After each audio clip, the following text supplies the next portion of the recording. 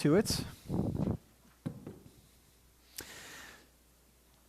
So the topic today for this particular message is a worst case scenario, prepping a Bible message or a lesson in an emergency setting. Now, maybe even announcing the title of this message just sent a little bit of cold sweat running down your back, because there are a lot of people for whom giving any kind of public teaching would be the scariest thing that you could possibly face in your entire life. For others of you, you are old hat. You could do this tomorrow, no big deal. But what I want to do in this message is I want to run through with you a simple way that you could create a Bible message or a devotion with fairly little time to prepare. So we're going to do kind of a bare bones style of how to prepare a message. But you could also take these principles that I'm going to give you and greatly elaborate them and create a fantastic full sermon with all kinds of illustrations and exegetical materials besides. You could easily do that with this basic formula here. So I'm assuming that all of us in our lives are going to face a couple of worst case scenario moments, whether you're chased by a bear or you find yourself fighting an anaconda in the Everglades. I'm not sure if that's ever going to happen to you, Dave, but if you do, you got to be ready for it, right? My mother, I doubt she's watching, but if she is, hello, Mom. She is the worst case scenario guru. My mom is always warning me about everything that could possibly happen that is going to go bad or go wrong. So, for instance, if I said in July, Mom, I think I might come visit you this weekend, she would warn me about making sure to have a spare tire in case there's a snowstorm and blankets in the car. It's like, Mom, it's July. We're not going to have a snowstorm. But my mom is always thinking in terms of worst case scenario. So when I say preparing a message or a devotion in a worst case scenario, let's just think about what that could be for a moment, all right? Especially for those of you here who are elders of the church, if it would ever be the case that Pastor Matt gets the vomiting flu late on Saturday night and David is away because he's superintending a session meeting at some other church or something like that, it would be your default, Bill, since you're one of the elders here in the room. Kevin, you're one of the elders in the room. Dave is an ordained elder in the PCA. So we would be coming to you for that message in that short-term scenario, even in the unlikely moment that you had to prepare one the night before, okay?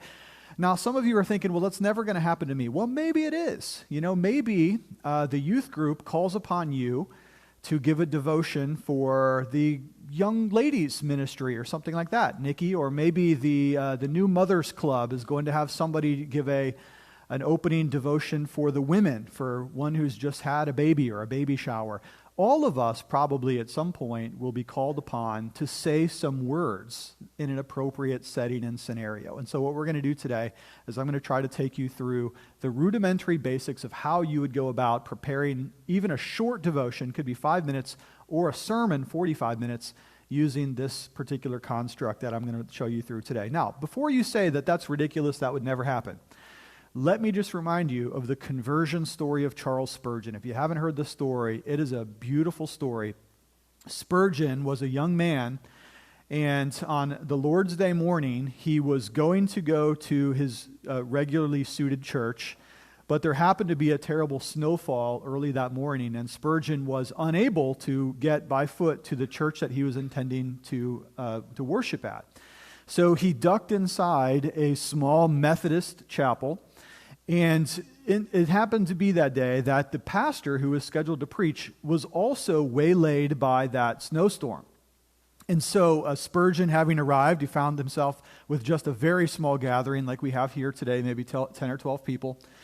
And it fell upon the deacon of that church, who was not a professionally trained orator or a regular speaker, to have to stand up and to give a sermon in lieu of the pastors being unable to come by way of providential hindrance. And so this deacon, he stood up and he pointed to a text in Isaiah, one verse, and the verse in Isaiah says, "Look ye to the Lord and be saved," King James Version. And that deacon took that one verse and he made it into 3 points. Look. First, you must look. Okay. Second, to whom? To the Lord. Third, and be saved. And with that, he elaborated for just a couple of moments on each one of those 3 points in that one verse. And that short, probably 7 to 10 minute devotion is what the Lord used to open the heart of Charles Spurgeon, who ironically became what we call today as the Prince of Preachers. And so don't think that just because a message is slightly prepared or ill-prepared or prepared in an emergency that the Lord God couldn't use it very greatly. In fact, he has done that very many times. Now, hopefully you won't have 5 minutes to prepare something. But if you did, what you would be trying to do, all biblical teaching, whether it's a sermon or a devotion or whatever it is, opening prayer for the Cub Scout meeting, whatever you got going on, that's not really a devotion, but you get the idea. 3 things that we're really striving for here. First, whatever we say, we want it to be biblical. Okay, so I'm going to teach you how to start with a text and to elaborate on that biblical passage for the edification of your particular audience. So we definitely want to say things that are biblical and scriptural and true. That's what we do. We're believers. We're Bible-believing Christians.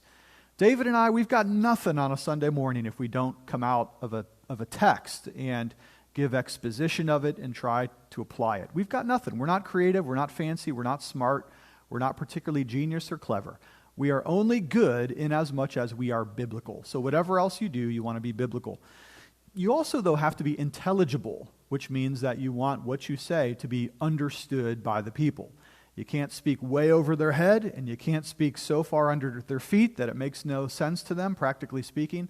And so you're aiming at the general intellect of the average aggregate of your audience on any given occasion. Okay, you're just aiming for the common folks. And then third, it has to be applicable and relevant to their lives. Okay, you may give the most doctrinally profound exposition of superlapsarianism, but if nobody knows what superlapsarianism is, you might have just wasted everybody's time. They have to see somehow that this connects with their real life in some way, even if that way is to cause them to adore and to worship the great and living God with further and greater reverence and respect. So these are the goals that we're trying to establish in all Bible preaching, whether it's a small thing or an elaborate message, biblical, intelligible, and applicable. So, how are we going to do it? You just got the call. Here comes the phone call. Ring, ring. It's Pastor Matt. He's sick.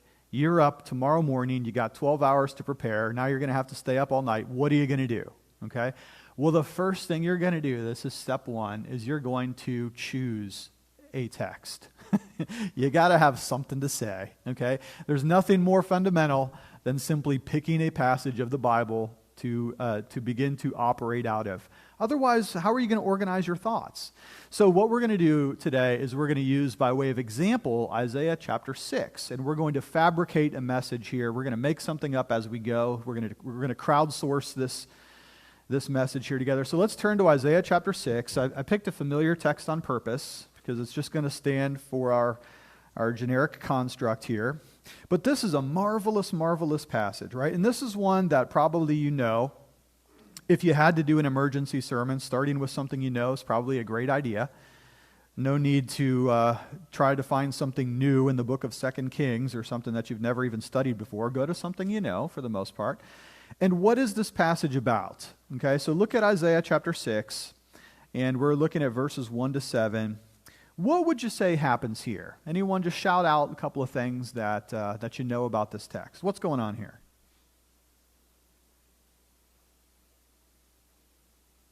All right.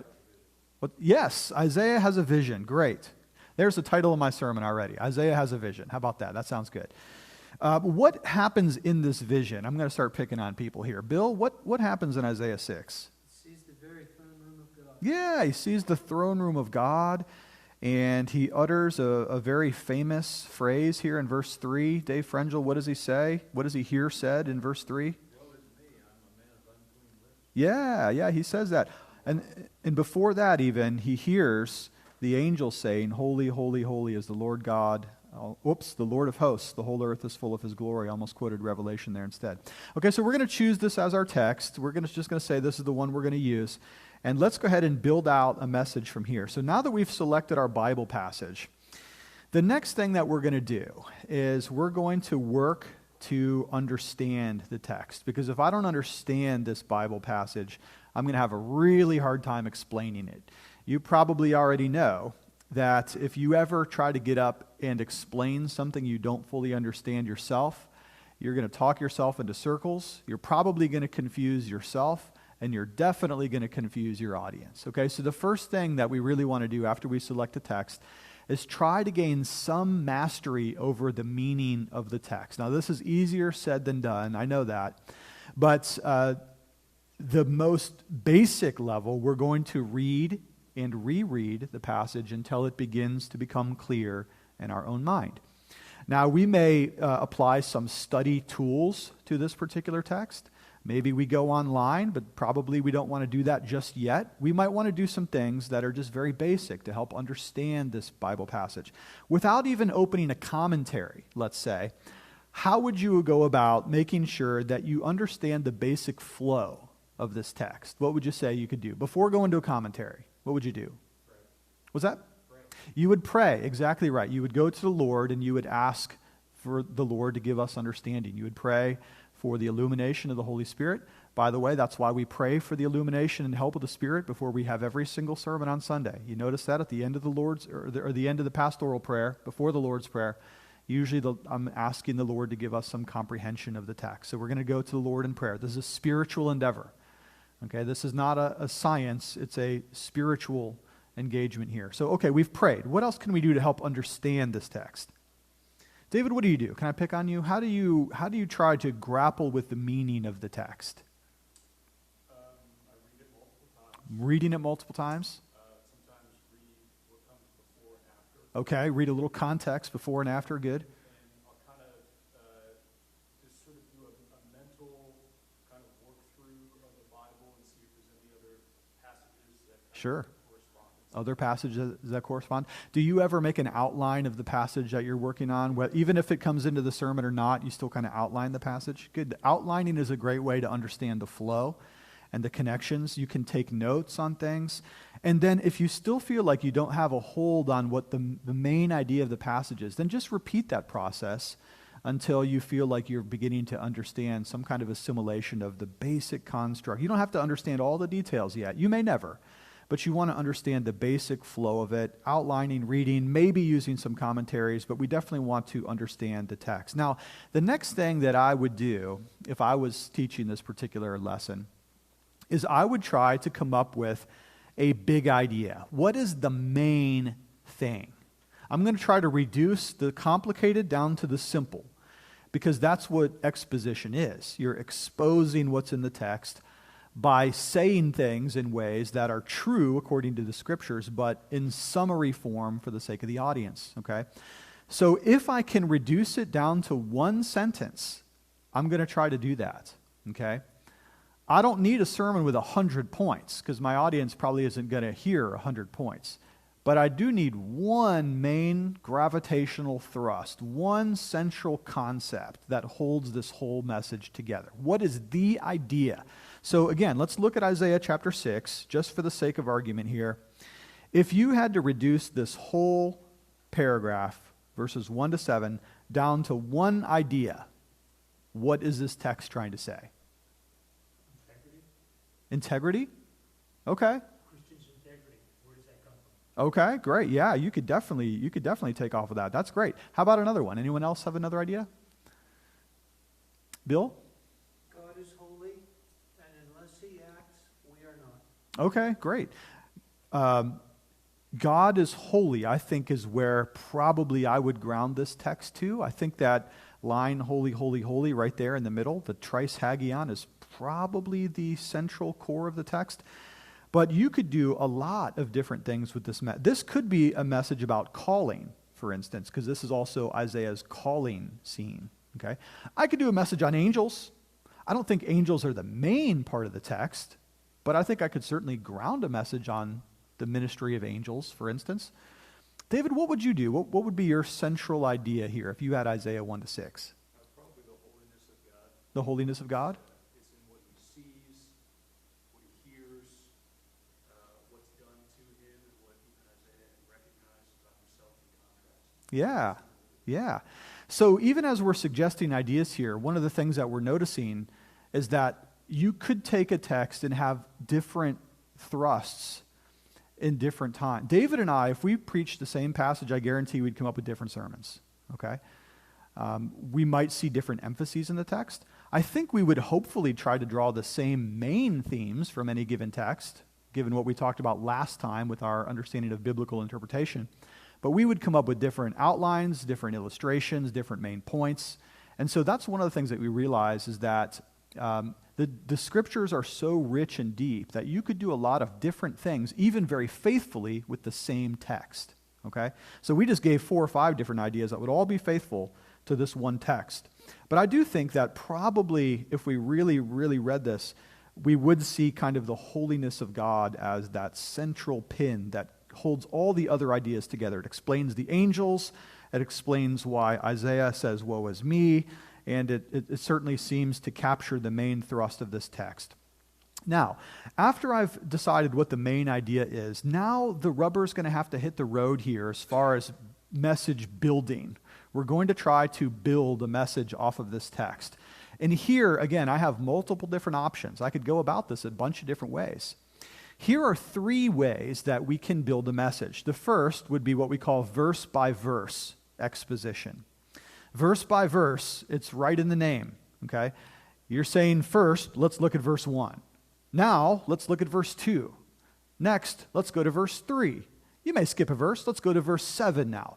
But verse-by-verse exposition basically takes the text and takes each verse and makes it into the peg of a ladder, and you climb up that ladder verse by verse. That's all it is. It's brilliance. It stays faithful to the Bible. It's tried and true. It's age-old way to do biblical exposition. If you do verse by verse, you're probably going to be forced to stay right with that passage, which is one of the reasons it's commended. It's not the only way, because you could also do a message that is thematic or topical, okay? What's the difference between verse by verse and a topical or thematic sermon? Anything different? Probably find other examples within the Bible. Yes, exactly right, exactly right.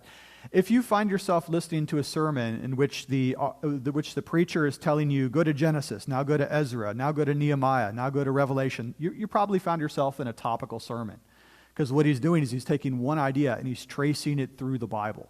Okay? Now we could do this, certainly, with Isaiah 6, 1-7, because we could take holiness and follow that theme all the way. We could go in Leviticus, we could go in Revelation, we could go in Hebrews. We might take a topical message and do something on the seraphim and just look at all the places in the Bible where the seraphim show up. Actually, there's only one. It's this one. It would be a short topical message. But we could look at angels and look at the cherubim too, draw them in. Or, here's another way. We could do a doctrinal message, which attempts to reduce the scriptures to its main doctrinal teaching here, which again could be calling, could be the holiness of God, could be the purpose of angels, or some other doctrine that we're looking for. Maybe we want to connect it to something that the Westminster Confession of Faith says or something like that. So there's a bunch of different ways to choose to organize your message, but you do have to pick one of them probably, otherwise your message is going to be scattered.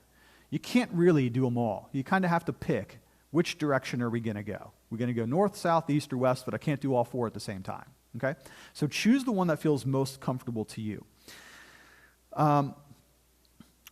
So the next thing we're going to do, which I think is very important, this is a communication technique, is I'm going to come up with a thesis statement that's going to be something that I'm going to use to communicate now to the audience. A lot of preachers skip this, and I think it's ill-advised.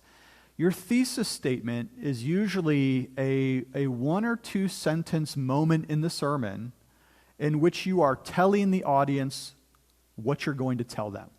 Okay? If you've listened to 5 Matt Everhard sermons, you probably have already noticed that about 7 minutes in, I say something to the effect of, here are my 3 points for today. Or, the main idea that I want to convey today is ... And that helps in 2 regards to have a thesis statement. First, it helps you to stay on track. Because now you've got to be faithful to what you said you were going to do. But what's the benefit to the audience of giving them a thesis statement? They know what to be listening for. Exactly right. So especially if you're telling them what's coming, they might even begin to organize their notes section. If they bring a notebook, or if they use that blank space in the bulletin, they may say, oh, here's the 3 points. I'm going to go ahead and patch that out right now. And now, as they're a listener, instead of just being batted around by the sea, wondering where we are going here today, they're going to know, oh, I should be expecting to hear point 2 soon. And then when he says point 3, I know I've got a few more minutes, and then probably the conclusion's going to come, okay? So this helps, it helps keep you focused. Again, you want your thesis statement to be more like a laser beam than a shotgun. A shotgun just blasts stuff out there everywhere. We've all probably been in sermons before where you have no idea where the speaker's going, and probably he doesn't either, okay? Because if you're hearing a sermon and you're like, what is going on here? I guarantee in his mind he doesn't know either. He's just hanging on for dear life. He's like that guy riding a bull. You ever see one of those bull riding machines? He's just going to hang on until he falls off, and then the sermon's over. But that's usually not a great sermon, is it? Usually you walk away. What's that? Yeah, that's true. For me, a good test is, if I know if my sermon's made sense, is when I go to the lunch table and I ask my girls, what did I say? If they can give me back the main idea, I'm like, all right, good communication. If they look at each other like they don't know, then that's probably that I wasn't as clear as I wanted to be. So even if you don't say your thesis statement, well, you probably should state it. Even if you don't say, no, this is the thesis statement, you should still give it because it helps you and the audience to stay on track. So let's throw this out here just for the sake of argument. A good thesis statement for our text would be to outline it, actually kind of similar to what David said a minute ago, what Isaiah saw, what Isaiah heard, and what Isaiah felt. Now that's a pretty good thesis statement, okay, because each one of those is a perception, seeing with the eyes, hearing with the ears, feeling to the touch. And the audience is like, yeah, well, that makes sense, right? See, hear, touch. I get that. That makes sense. But notice, it's not at all a stretch to derive that from the text, because that's the way this passage is actually ordered. In the year that Uzziah died, I saw the Lord sitting upon the throne. So your first point is, what did he see? Well, he saw glory. He saw glory. The next section, what he heard, verse 3, the seraphim calling to one another, holy, holy, holy is the Lord God of hosts. And then what he felt. What did he feel, by the way? What's that? He felt the coal on his lips. That's exactly right. And we might even say he felt the foundations of the threshold shook. Maybe we could say he heard that too.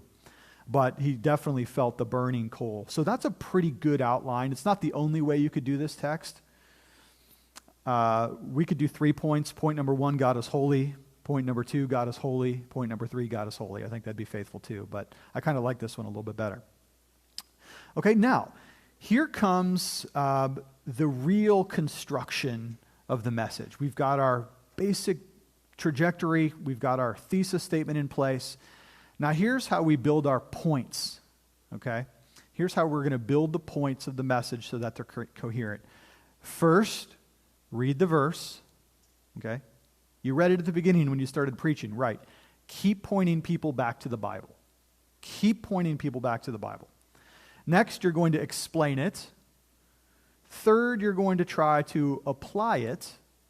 And then last, you're going to illustrate it. And you do that for each one of your main points. It's just a little algorithm. Verse, explanation, application, illustration. You with me? Bill, calling on you. What is the difference between application and illustration? What's the difference there? How we should, knowing this, how should we behave? Yes.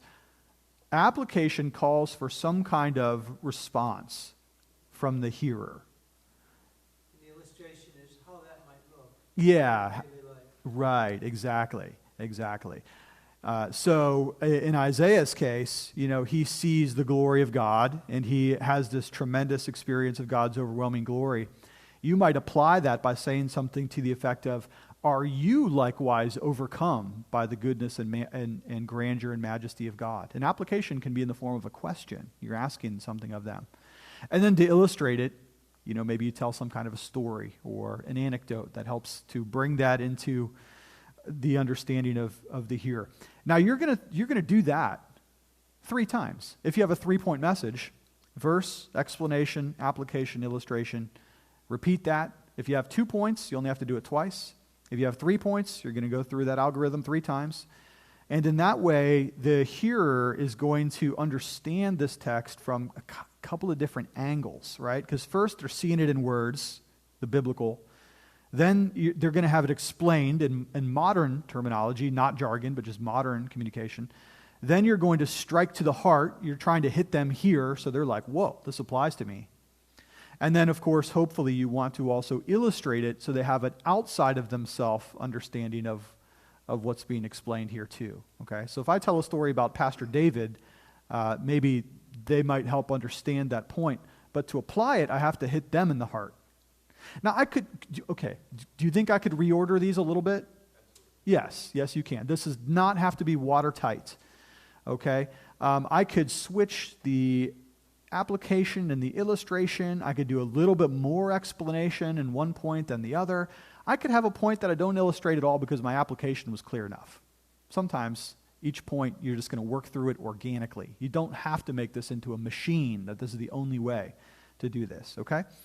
Now, let's talk a little bit about the explanation part, because this is where we want to be sure we're faithful to the Bible. Okay, we don't want to skip right to a great Spurgeon story before I've actually explained the text.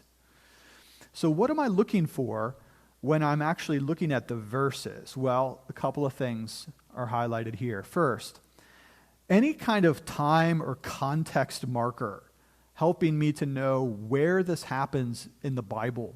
Not just what page we're on, but where in the redemption history of God's great story does this take place? Is this from the Sermon on the Mount? Is this in Paul's journeys? What are we talking about here? Well, it turns out that there's a time marker right here in verse 1. So I might want to analyze that. In the year that King Uzziah died. All right, question. Do I need to explain who King Uzziah is? Do I need to do that? Not necessarily. In fact, if I spend a lot of time on King Uzziah, I might have less time to talk about the holiness of God, which is what I really want to get to. Okay? So I have to decide, this detail may be helpful. Is it gravitational, pulling me in though? Well, maybe it is, maybe it isn't. Maybe I'd rather get to the seraphim, okay? And I don't want to spend too much on King Uzziah. But it might be helpful for me to at least frame this up so that I can say, now Isaiah is a prophet, and he prophesied during the time of King Uzziah. He's one of the kings, ... Give a little bit of chronology so that they understand this is Old Testament, not New Testament, okay? So there's a context marker. We're looking certainly for themes. We've already talked about that. David mentioned earlier that to understand the text, we might look for other places in the Bible that relate to this particular setting here. It just so happens that I think there's a pretty direct reference in John 12, okay, to this text, and also one in Revelation 4. So I might want to draw in other passages. David, picking on you again here because you're a very good preacher. What is the strengths and weaknesses, though, of going to other Bible passages in the middle of my sermon? Is that good, bad, or can it be both? Well, it's very easy sometimes to get distracted. Yeah. And to maybe focus on something other than the main text, Mm-hmm. or to avoid the hard things in the main text. Yeah. Go somewhere else. Right. So staying focused is probably the hard part. Yeah, focus is really, really key because you definitely want to stay on that laser beam focus. Other texts, pulling them in, does sometimes elucidate the text to you and give you some very interesting illumination to see how that same phrase or concept is used elsewhere. So sometimes the light bulb goes off and you have an aha, like, oh, okay, I get that. But at other times, if you're chasing all the way around the Bible and people are actually like lagging to keep up with you, then you've lost the audience by page flipping, which we want to make sure to avoid. Okay? Greek and Hebrew, use that carefully unless you have some kind of skill in Greek and Hebrew languages, or at least some very good software or some Bible reference helps. Don't try to pretend you're some expert in Aramaic if in fact you've never studied Aramaic. That's me.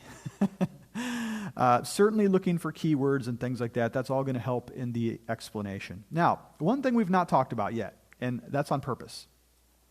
The introduction to the message.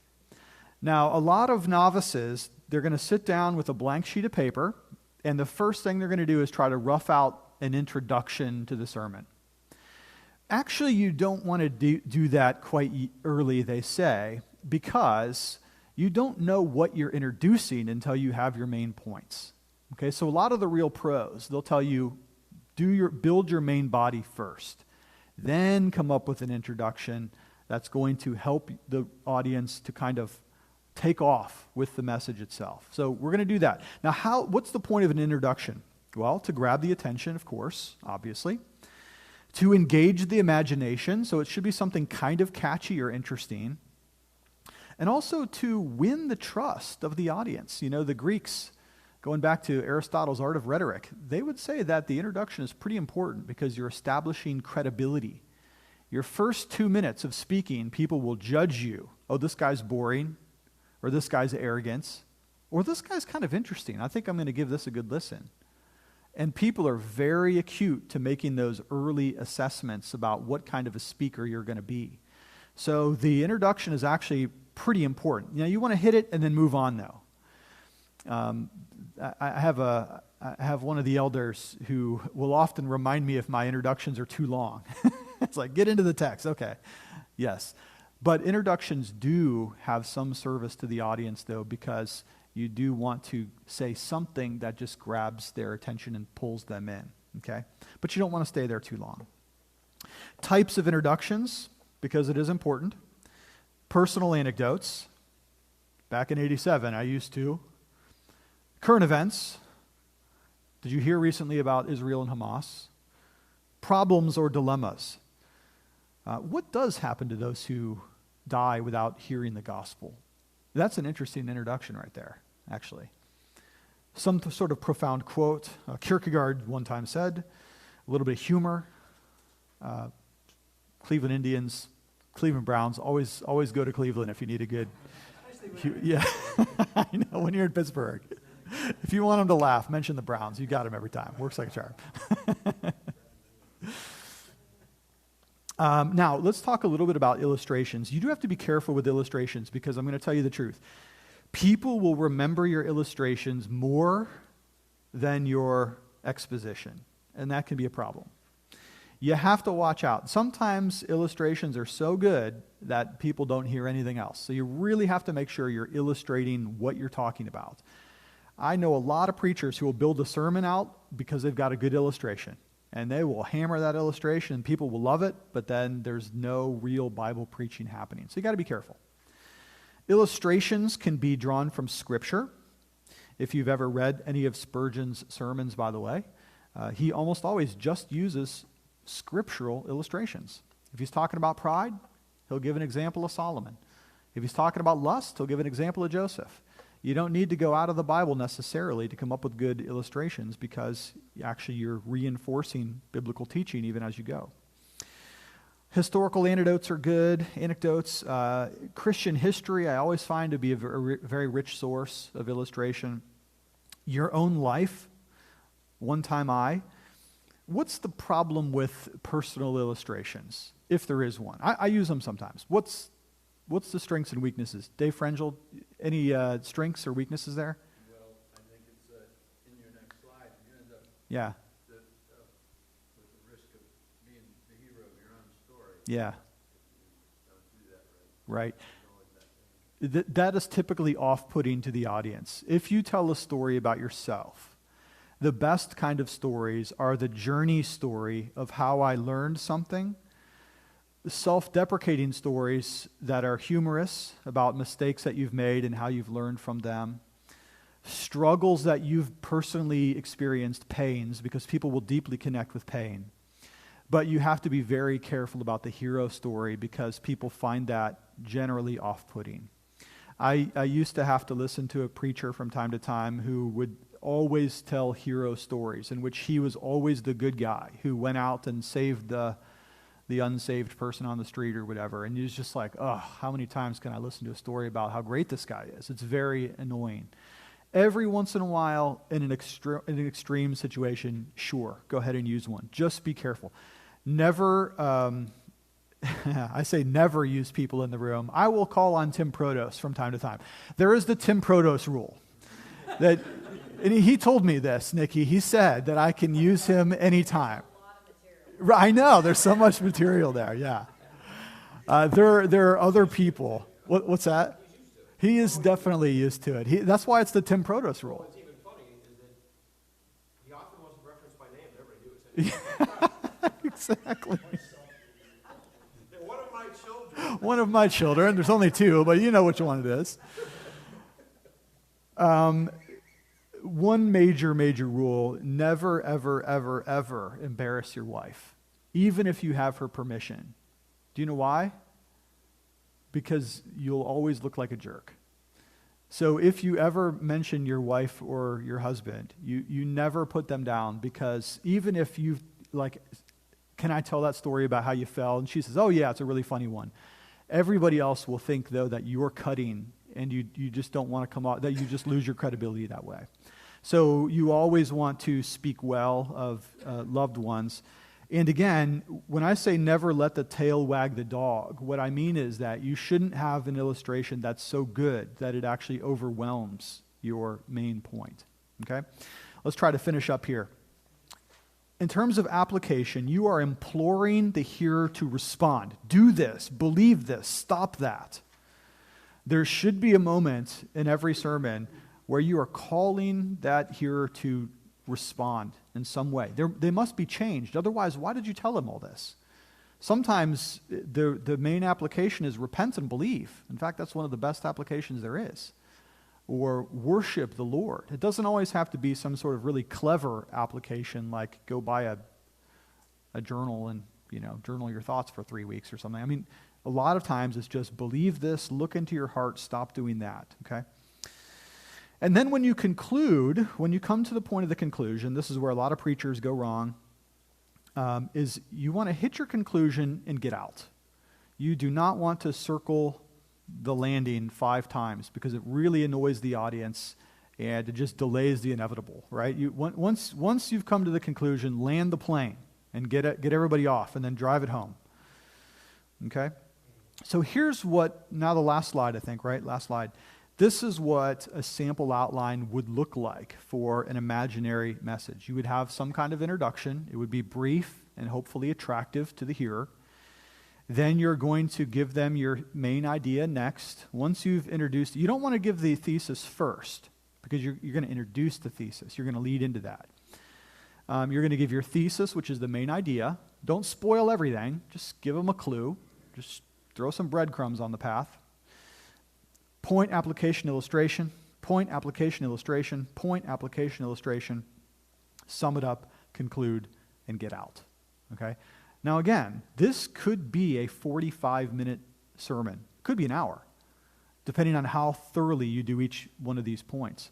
But you could also do this very, very briefly in just a couple of moments. Real quick story, look at a text, 1, 2, 3, sum this up, we're done. Okay?